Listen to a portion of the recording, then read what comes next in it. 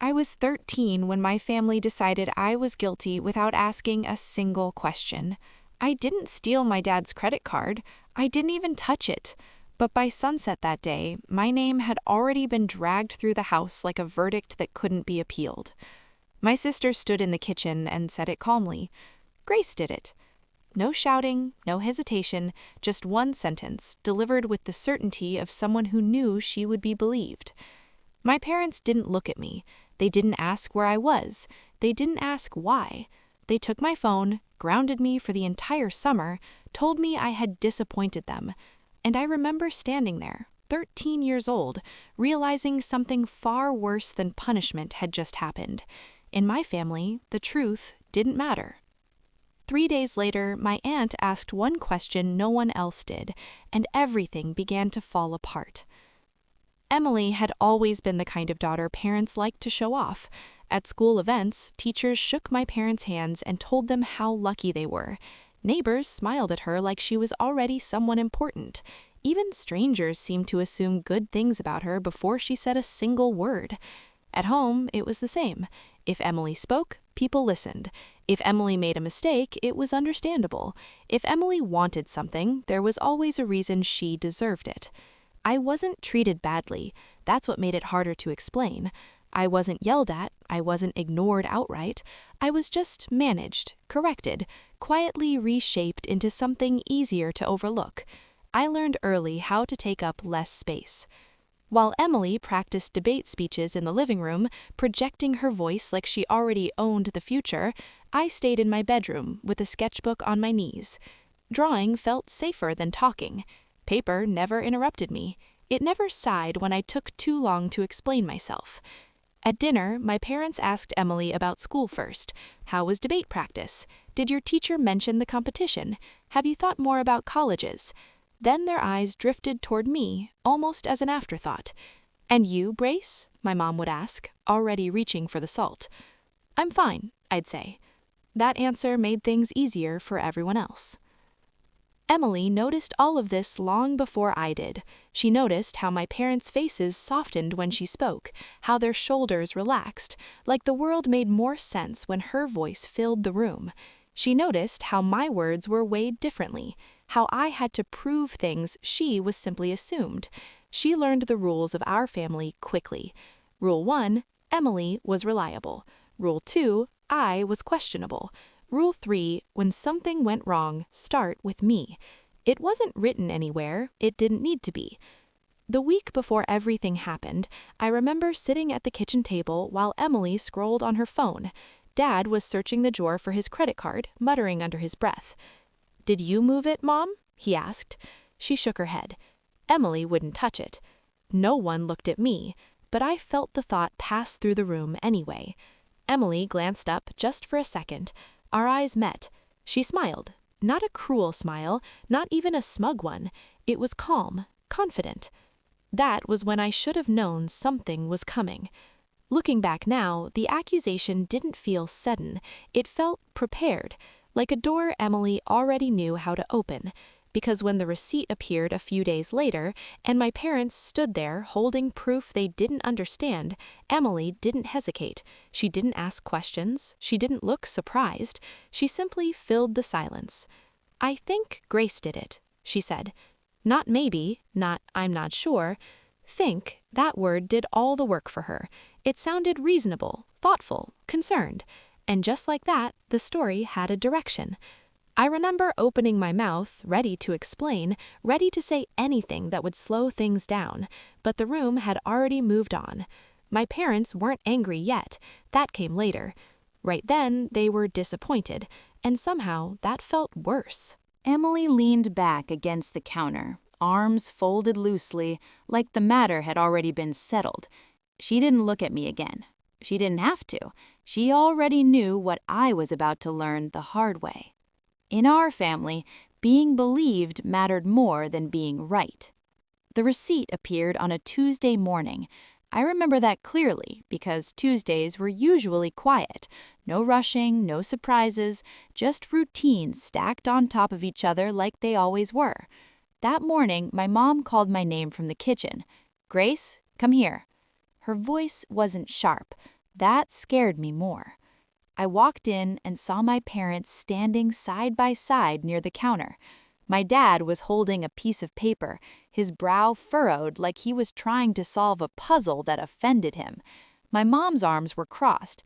Emily was already there, leaning against the fridge, scrolling on her phone like she had nowhere else to be. "What's going on?" I asked. My dad didn't answer. He handed me the paper.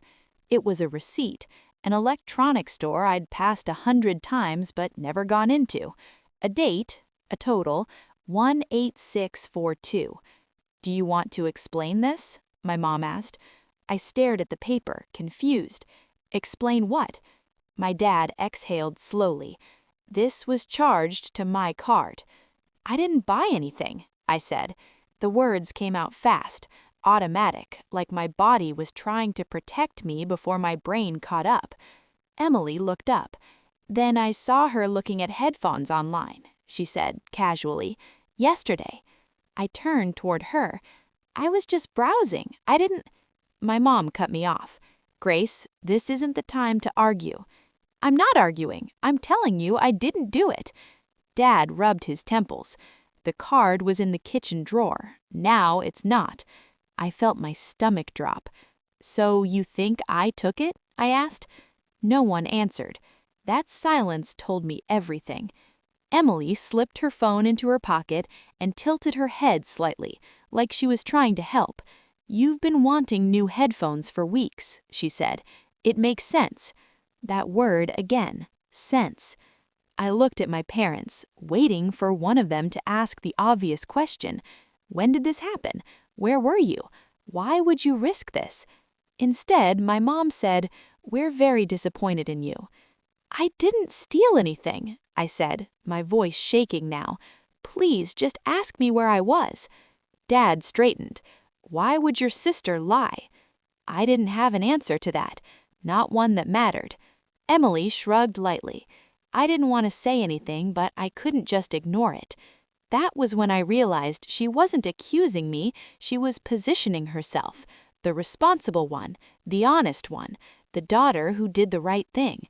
My mom nodded slowly, like Emily had just confirmed something she already suspected. "Go to your room," she said to me. "We'll talk about consequences later." Consequences for what? For something I didn't do? My dad's voice hardened. "Enough, Grace." That was the moment I understood I wasn't being questioned, I was being sentenced. They took my phone first, then my tablet, then my laptop. "You're grounded for the summer," my mom said. "No friends, no going out. This is serious." The words blurred together after that. I remember standing there, my hands empty, my throat tight, trying to find the right combination of words that would make them stop and actually listen. "I'm telling you the truth," I said quietly. My mom shook her head. "Lying makes this worse." Emily didn't say another word. She just watched. Later that night, as I lay in bed staring at the ceiling, I listened to my parents talking in the living room. "I can't believe she would do this," my mom said. "We trusted her," my dad replied. Each sentence landed like proof of something I didn't understand how to undo. Around midnight, my door creaked open. Emily stood in the dark, arms folded loosely, her expression unreadable. "You should have thought this through," she said softly. "I didn't do anything," I whispered. She tilted her head, studying me. "Maybe not," she said, "but you were the easier choice." Then she closed the door behind her. And that was when it hit me harder than the grounding, harder than the punishment. In my family, innocence wasn't something you proved, it was something you were granted, and I had just learned how easily it could be taken away. Being grounded wasn't the hardest part. Silence was. The house didn't feel angry after that first night. It felt sealed, like a place where something unpleasant had happened, and everyone agreed not to talk about it out loud. For 3 days, no one mentioned the credit card again. My phone was gone. My door stayed closed. Meals were quiet. When I walked into the kitchen, conversations paused, then resumed once I left. Not dramatically, politely, carefully, like I was fragile or contagious. Emily moved through the house like nothing had changed. She laughed with my mom while washing dishes. She sat beside my dad on the couch, helping him scroll through emails. She told stories about debate practice and upcoming competitions, her voice light and animated. No one asked her hard questions. No one watched her closely. I spent most of those days in my room, staring at the same unfinished drawing taped to my wall, a half-shaded skyline that no longer felt worth completing. I replayed the moment in the kitchen over and over again, trying to find the exact second where things had slipped out of my control. Was it when Emily spoke first, when my parents didn't interrupt her, or when they chose disappointment over curiosity? On the third afternoon, the doorbell rang. I heard my mom's voice change instantly, brighter, warmer. "Oh, Rebecca! Hi, Aunt Rebecca!" She was my mom's older sister, the kind of adult who asked follow-up questions and waited for real answers. She worked long hours, wore sharp jackets, and noticed things most people overlooked. I sat up in bed. Footsteps moved through the house. Laughter, the clink of coffee mugs. Then my mom's voice again, louder this time. "Grace is grounded." Grounded. Not Grace is upset, not Grace is confused. Grounded. There was a pause. "For what?" Aunt Rebecca asked. I crept toward my door and pressed my ear against it. My mom sighed. "She took David's credit card and made a purchase without permission." Another pause, longer this time. "And you're sure?" Rebecca asked. "Yes," my mom said quickly. "Emily saw her looking at items online."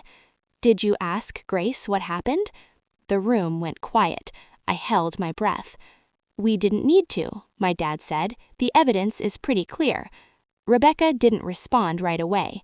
Then she said calmly, "Can I see the statement?" Chairs scraped, paper rustled. I heard my aunt hum softly the way she did when she was concentrating. "Huh," she said.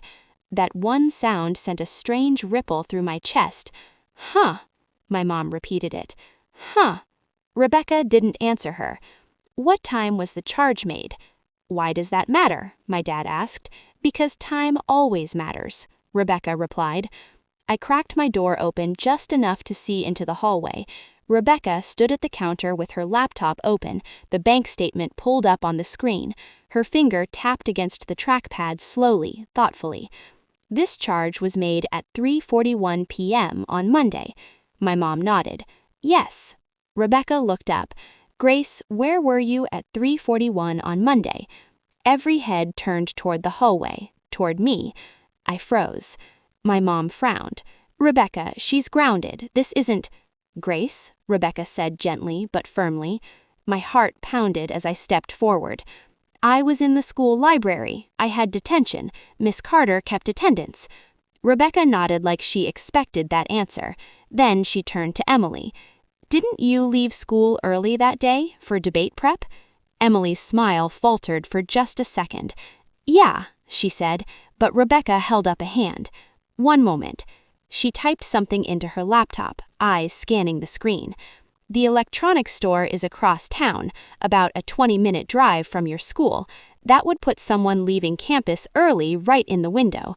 My mom crossed her arms. "Are you implying—" "I'm implying nothing. I'm asking questions." She looked at my dad. "Did you call the store?" "No," he said. "Why would we?"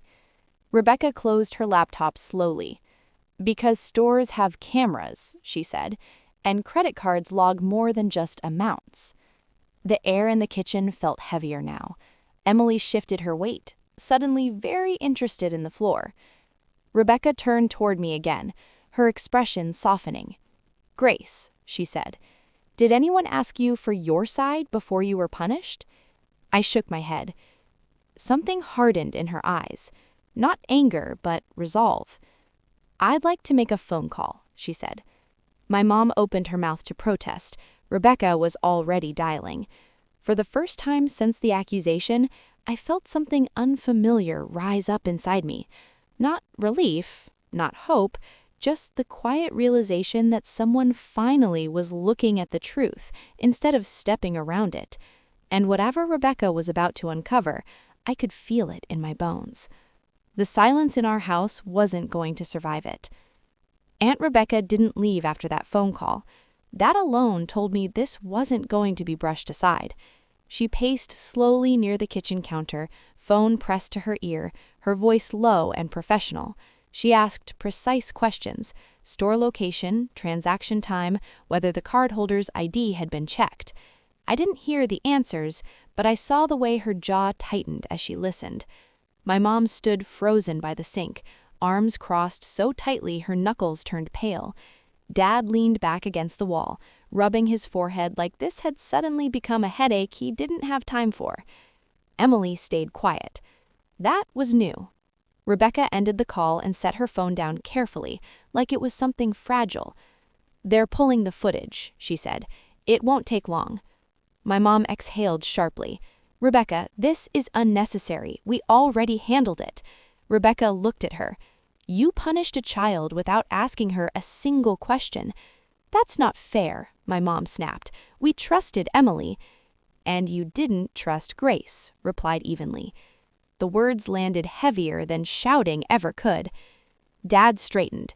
"We're not saying Grace is a bad kid, but the evidence was never reviewed," Rebecca cut in.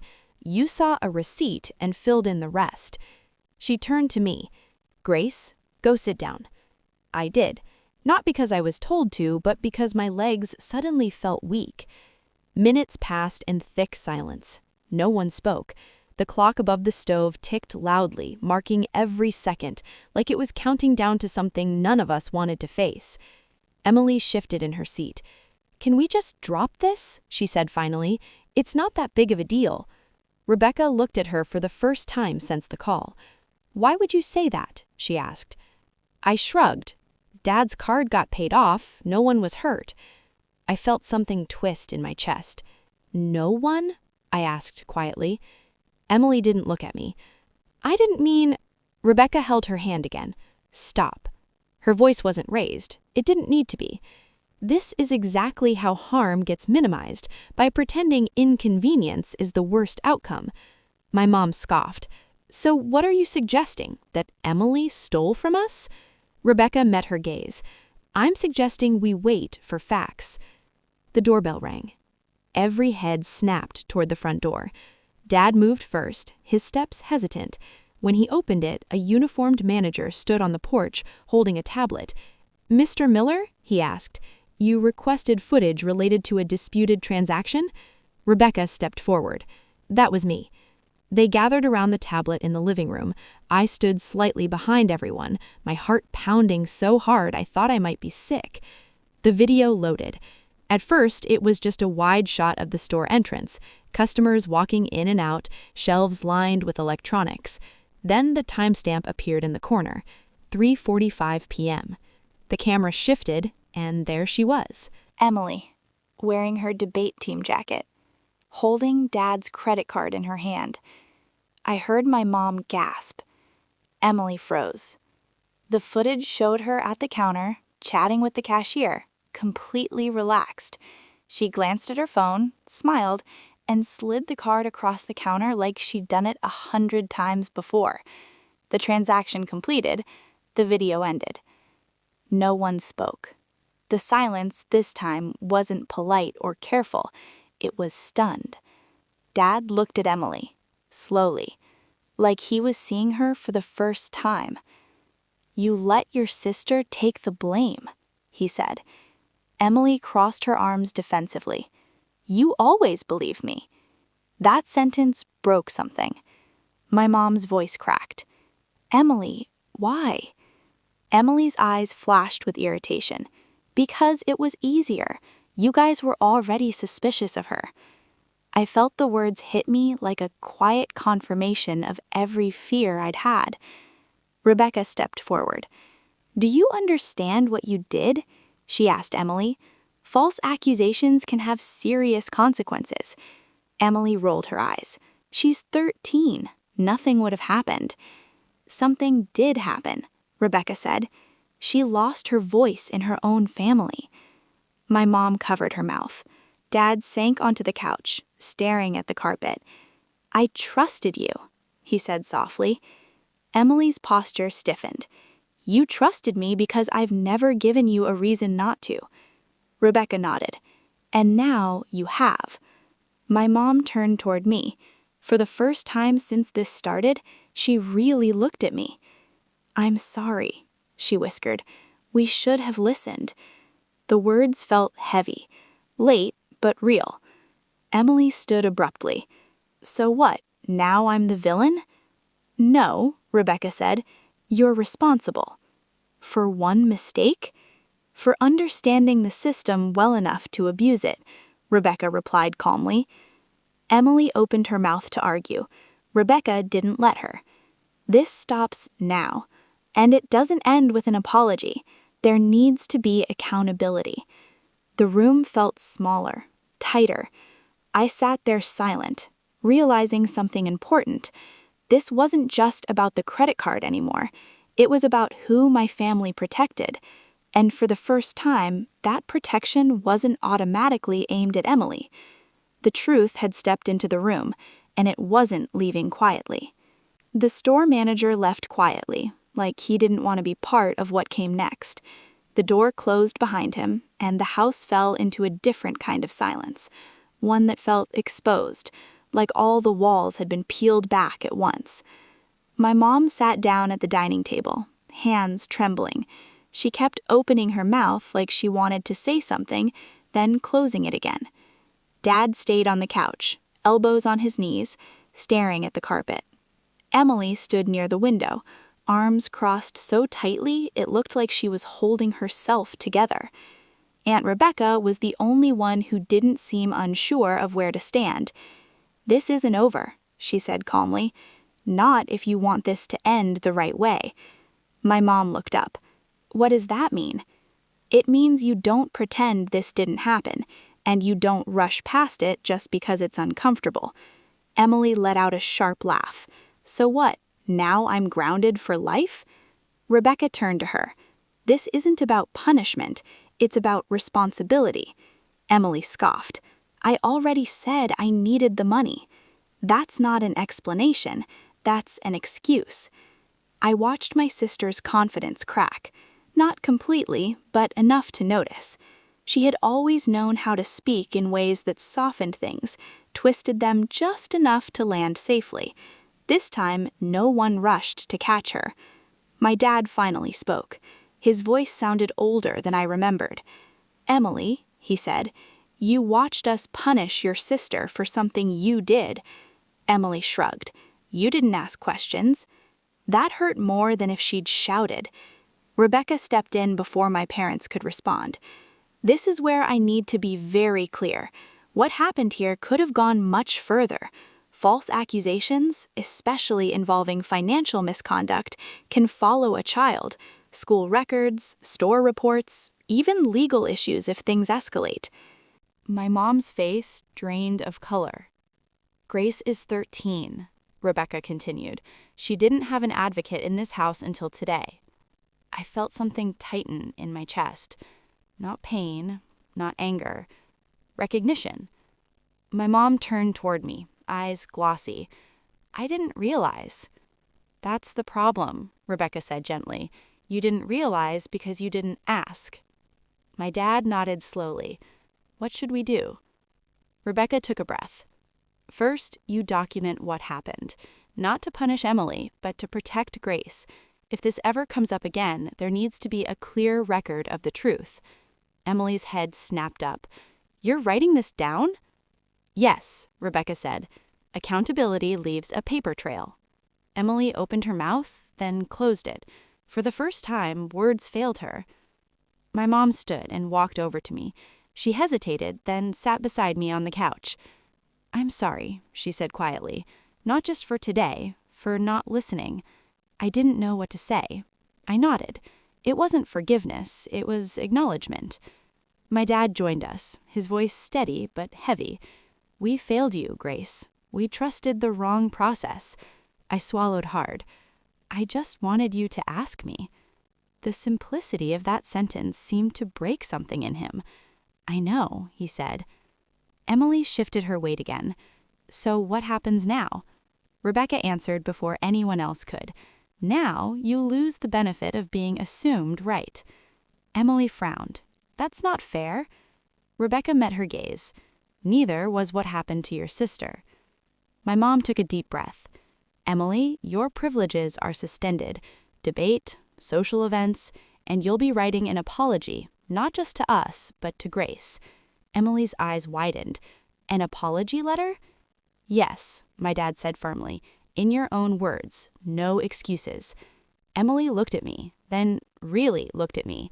There was frustration there, and something else too, uncertainty. She didn't say anything. That night, my parents returned my phone, not ceremoniously, not like a prize, just quietly, like they understood it had never been the issue. Later, as I lay in bed scrolling through messages I'd missed, I heard voices downstairs, low, serious. Rebecca's voice stood out. This isn't about one incident, it's about a pattern. I turned my phone off and stared at the ceiling. For the first time since this started, I didn't feel small. I felt grounded in a different way, not punished, anchored.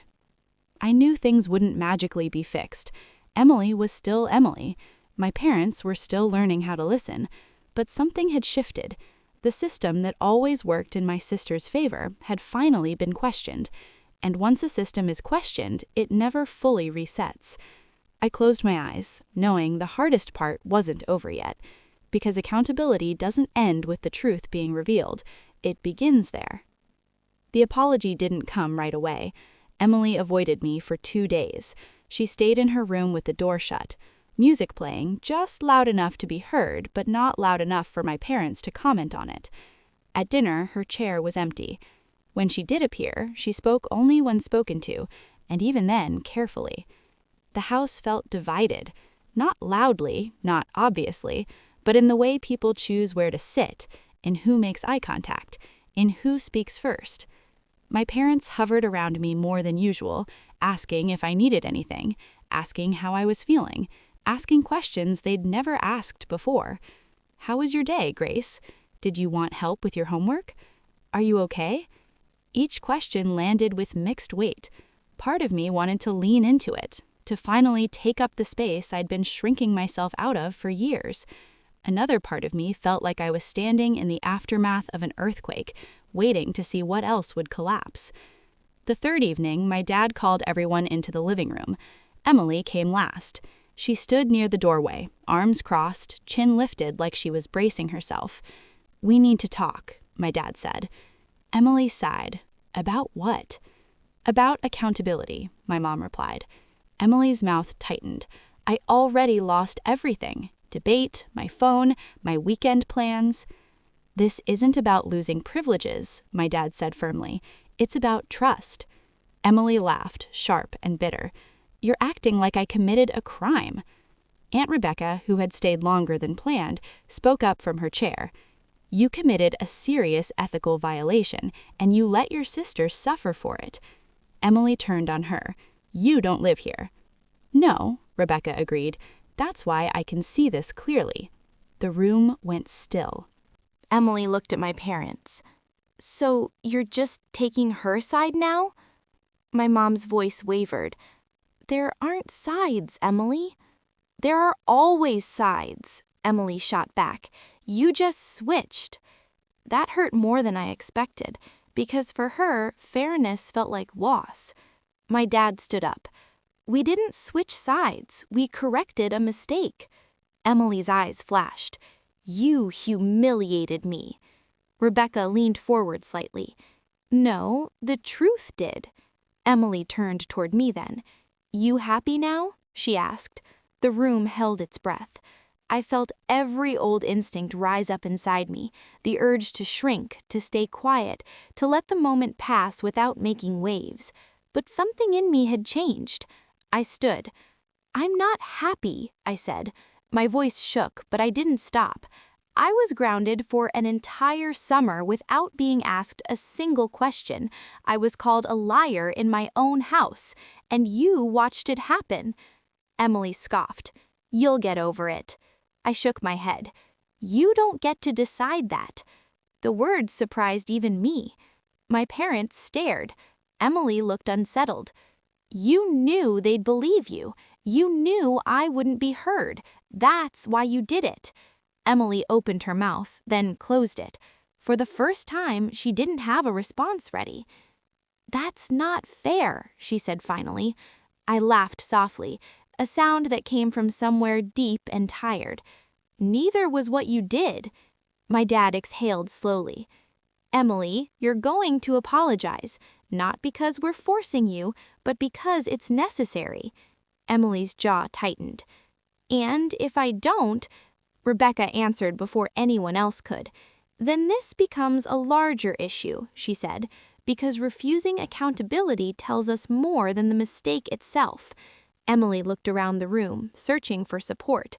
She didn't find it. My mom wiped at her eyes. We failed, Grace, she said quietly, and we won't do it again. Emily's shoulders sagged slightly. Something cracked. I didn't think it would go this far, she muttered. That's the problem, Rebecca replied. You didn't think about Grace at all. Silence stretched between us. Finally, Emily turned toward me. Her voice was quieter now, less certain. I'm sorry. I shouldn't have blamed you. It wasn't polished, it wasn't graceful, but it was real. I nodded once. Thank you, I said. Not because everything was fixed, but because for the first time my voice had changed the room. That night, after everyone went to bed, I lay awake staring at the ceiling. I thought about how easily I'd been erased, and how hard it was to step back into the story once someone else had rewritten it for you. But I also realized something important. The truth doesn't just clear your name, it exposes the systems that tried to bury it. And now that those systems were cracked, they couldn't pretend everything was normal anymore. Tomorrow wouldn't be easy, neither would the days after that, but I wasn't invisible anymore, and that made all the difference. The apology didn't end anything, it exposed everything. The next morning, my parents didn't act like things were back to normal. There were no cheerful breakfasts, no forced smiles, no pretending the house hadn't cracked open the night before. Instead, there was paperwork. Aunt Rebecca sat at the dining table with her laptop open, stacks of printed documents beside her. My dad stood behind her, reading over her shoulder. My mom hovered near the counter, hands wrapped tightly around a mug she hadn't touched. Emily stayed upstairs. She doesn't want to come down, my mom said quietly. Rebecca nodded. That's fine. This isn't about her comfort right now. I sat on the couch, knees pulled to my chest, feeling like I was watching something much bigger than me unfold. Rebecca turned the screen toward my parents. I've documented the incident, dates, times, statements, what happened, who said what, and how it was resolved. My dad swallowed. Is that really necessary? Rebecca met his eyes. Yes, because what happened to Grace wasn't just a family disagreement, it was a failure of due process. That phrase made my mom flinch. Grace was accused of theft, Rebecca continued. She was punished without being heard. If this had gone outside the house even slightly, it could have affected her school record, her reputation, her future. My mom's voice trembled. We would never let that happen. Rebecca nodded. Intent doesn't erase impact. Emily came down the stairs. Then she stopped halfway into the living room, taking in the scene. The laptop, the papers, the seriousness she wasn't used to being on the wrong side of. What is all this? She asked. Accountability, my dad said. Emily scoffed. You're acting like this is a court case. Rebecca closed the laptop and looked at her. Families don't get a pass on harm just because it happens at home. Emily's eyes flicked toward me. This is what you wanted? To turn everyone against me? The old fear stirred in my chest, but it didn't take over. No, I said. I wanted to be heard. Emily laughed bitterly. Congratulations, you are. Rebecca stood. Emily, sit down. Emily hesitated, then dropped into a chair across from me. Rebecca's voice remained calm, but there was no softness in it now. You accused your sister of a crime, she said. You watched while she was punished. You benefited from the system that believed you without question. Emily's eyes crossed her arms. I said I was sorry. Yes, and apologies matter, but so do consequences. Emily's face hardened. So what, you're gonna call the police? My mom gasped. Of course not. Rebecca raised a hand. No one is calling the police, but we are making sure Grace is protected. She turned to my parents. That means written acknowledgement. That means clear boundaries. And that means if anything like this happens again, Grace has an advocate. My dad nodded slowly. Agreed. Emily looked stunned. You're choosing her? My dad shook his head. We're choosing fairness. Emily pushed back her chair. You've never treated me like this. Rebecca answered before anyone else could. Because you've never been held like this. Silence fell again. Emily's voice dropped. I didn't think it would matter. I stood up. Every part of me was shaking, but I didn't sit back down. It mattered when I stood in this room and no one believed me. It mattered when you told me I was the easier choice. It mattered when you watched me lose my entire summer. Emily stared at me. I was 13. I didn't have power. I didn't have a voice. You did. My mom covered her mouth, tears spilling over. Emily's confidence finally broke. I didn't think you'd fight back, she whispered. The words cut deep and healed something at the same time. Rebecca exhaled slowly. That's the heart of it, she said. You relied on Grace's silence. Emily looked down at her hands. I thought being the good daughter meant I could do no wrong, she said quietly. I thought if I admitted it, everything would fall apart. My dad spoke softly. It already did, but not because of the truth. Emily's shoulders slumped. I don't know how to fix this, she said. Rebecca nodded. You don't fix it alone. You start by accepting that you're not above accountability. Emily turned to me again. I hurt you. I really did. I nodded. Yes. She waited like she expected forgiveness. I didn't give it, not yet. I need time, and I need you to understand that trust doesn't come back just because you apologized. She looked away, blinking rapidly. That's fair, she said. The room felt raw, exposed, but something important had happened. For the first time, the narrative wasn't being controlled by the loudest voice in the room. It was being shaped by the truth. Rebecca gathered her papers. This stays documented, not as a punishment, but as protection. She looked at me. Grace, if you ever feel unheard again, you call me. I nodded, my throat tight.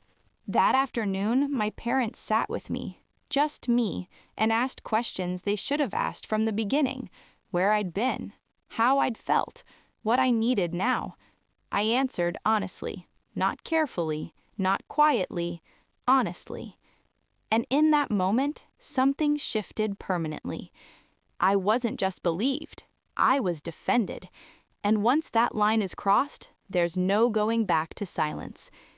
Things didn't magically become perfect after that. Trust doesn't work that way. The house grew quieter in the days that followed, not the heavy silence from before, but a careful one, the kind that comes when people are finally paying attention to what they say and who they say it to. My parents changed first, not with big gestures, not with speeches, with questions. They asked where I was going before assuming. They listened all the way through instead of preparing a response halfway in.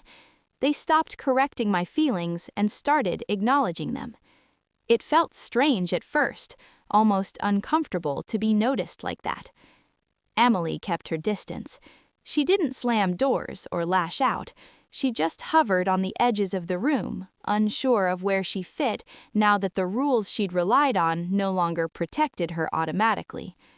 One evening, she knocked on my door. I didn't answer right away. When I finally did, she stood there holding a folded piece of paper.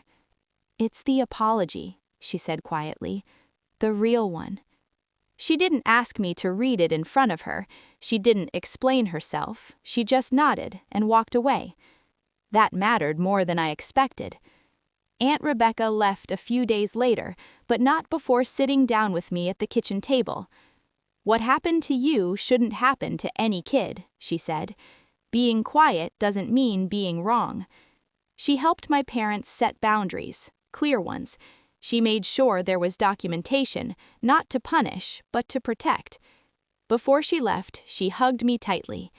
"You did the hardest part," she said. "You spoke when it would have been easier to disappear."